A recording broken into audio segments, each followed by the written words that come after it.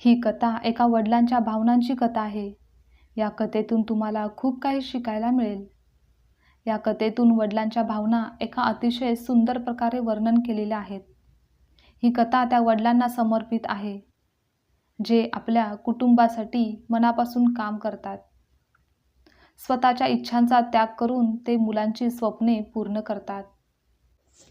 जेव्हा मी घराबाहेर रागाने पडलो आणि बस स्टँडकडे जाऊ लागलो, मी स्वतःचीच बडबडत होतो. वडिलांनी किती पैसे लपवून ठेवले आहेत माहिती नाही, पण माझ्यासाठी बाईक घेऊ शकत नाहीत. आता मी येथून निघून जाईन आणि जोपर्यंत मी माझ्या पैशाने बाईक घेत नाही, तोपर्यंत परत येणारच नाही. हा विचार करत असतानाच मला माझ्या पायाला काहीतरी टोचत असल्याचे जाणवले. मी खाली बघितलं, तेव्हा मला कळलं की मी घाईघाईत पप्पांचे चप्पल घातले आहे. त्या चपलामध्ये पसरलेली खिळे होती, ज्यामुळे माझ्या पायाला ते वारंवार जखमा होत होत्या. पण त्यावेळी मला खूप जास्त राग आला होता, म्हणून मी बडबड करतच पुढे निघालो. अचानक मला आठवलं की मी वडिलांची पर्स पण आणली होती. माझ्या मनात एक विचार आला. आज पप्पांची पर्स तपासली पाहिजे होती, ज्याला त्यांनी आजपर्यंत कोणालाच हात लावू दिला नव्हता. या पर्समध्ये असा कोणता खजिना आहे जो लपलेला आहे हे माहिती नाही, ज्याला कोणीही हात लावू ते देत नव्हते. मी पप्पांची जुनी पर्स उघडली, तेव्हा मला त्यात पैसे नव्हते सापडले, पण पैशाऐवजी एक डायरी होती. मग मला वाटलं, अरे, त्यामुळे इथे खजिना दडला आहे. मी विचार करत होतो की येथे पप्पांनी किती पैसे कोणाकडून घ्यायचे आहेत, कोणाला किती पैसे दिले आहेत हे लिहिलेलं असेल. पण माझी चूक होती. मी त्या छोट्या डायरीचं पहिलं पान उघडलं, तेव्हा तिथे काय लिहिलं होतं ते थोडं गंभीर होतं.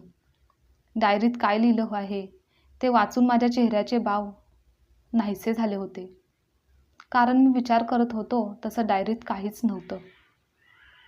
तर वेगवेगळ्या लोकांकडून वेगवेगळ्या कामासाठी घेतलेल्या पैशांचा हिशोब लिहिलेला होता.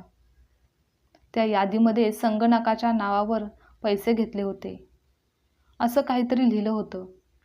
मुलाच्या संगणकासाठी 50,000. हा तोच संगणक होता जो मी आजपर्यंत वापरत आहे. पण तो संगणक विकत घेण्यासाठी पैसे कुठून आले हे मात्र मला माहिती नव्हतं. पण आज त्याचा खुलासा झाला होता.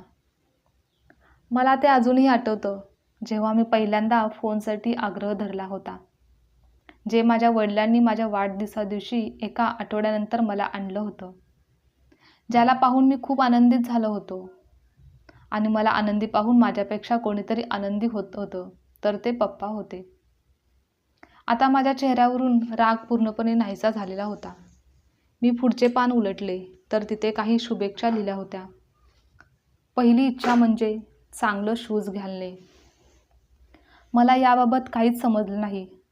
मग अचानक रस्त्यात भरलेल्या पाण्याला माझ्या पायांचा स्पर्श झाला आणि मग मला माझ्या पायात थोडी ओलेपणा जाणवला. मी बूट काढला, चप्पल काढलं आणि पाहिलं की त्याचा सोल तुटला होता. हे बघून मला डायरीत काय लिहिलं होतं हे आठवलं. मग मला पण माझ्या आईवडिलांनी सांगितलेल्या गोष्टी आठवत होत्या. आईबाबांना कशी म्हणायची, आता बूट जुने झाले आहेत, नवीन घ्या. पण पप्पा मात्र अनेकदा कारणे सांगून टाळत असायचे. शूज जास्त काळ टिकतील, मी ते काही दिवसापूर्वी घेतले होते, अजून किती दिवस जाणार हे आज जाणवत होतं. त्याचबरोबर वडिलांनी पर्स का लपवून ठेवली होती हे सुद्धा आज समजलं होतं. मग ती डायरी वाचताना तो बस स्टँडवरील बाकावर येऊन बसला. आता त्या डायरीचे शेवटचे पान उरले होते. मी ते पान उलटले तर तिथे कालची तारीख लिहिली होती. तारखेच्या खाली बाईकसाठी 50,000 रुपये लिहिले होते. हे वाचून माझे मन स्तब्ध राहिले. माझ्या मनात तक्रार आता उरलीच नव्हती. माझ्या डोळ्यातून फक्त अश्रू वाहत होते. तेव्हा मी का रडलो हे पटकन आजपर्यंत कळलंच नाही. आता मी पटकन घराकडे धाव घेतली, पण बुटाच्या खेळामुळे पायाला जखमा निर्माण झाल्या होत्या. मी माझे शूज काढले आणि रस्त्यावर फेकले आणि घरी धावतच आलो. पण पप्पा घरी नव्हते.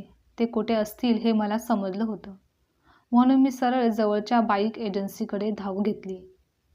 मला आज एवढी ताकद कुठून मिळाली माहिती नाही, की धावताना थकवा येत नव्हता आणि तेही चपलाशिवाय मी अनवाणी धावतच होतो. कशी तरी बाईक एजन्सी गाठली आणि पप्पा तिथेच होते.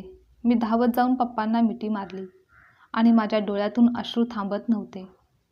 मी बाबांना समजू शकलो नाही. हे काय होत आहे? मी का रडत आहे? मी माझ्या वडिलांना म्हणालो, बाबा मला मोटरसायकल नको, मला गाडी नको. तुम्ही तुमच्यासाठी शूज घ्या. आजपासून मी जे काही करेन ते माझ्या मेहनतीने अभ्यास करूनच करेन. आपण बऱ्याचदा पाहतो की आपण प्रत्येक गोष्ट आईसोबत शेअर करतो आणि त्या बदल्यात आई देखील आपल्याला खूप प्रेम देते. पण एक अशी व्यक्ती आहे जी आपल्यावर गुप्तपणे प्रेम करत असते. ती व्यक्ती म्हणजे वडील असतात. वडील कुटुंबातील अशी एकमेव व्यक्ती आहे जे आपल्या मुलांवर व्यक्त न करता गुप्तपणे प्रेम करत असतात. मुलांसाठी स्वतःच्या इच्छा आणि स्वप्नांचा त्याग करतात आणि त्यांच्या आनंदातच आनंदी होतात.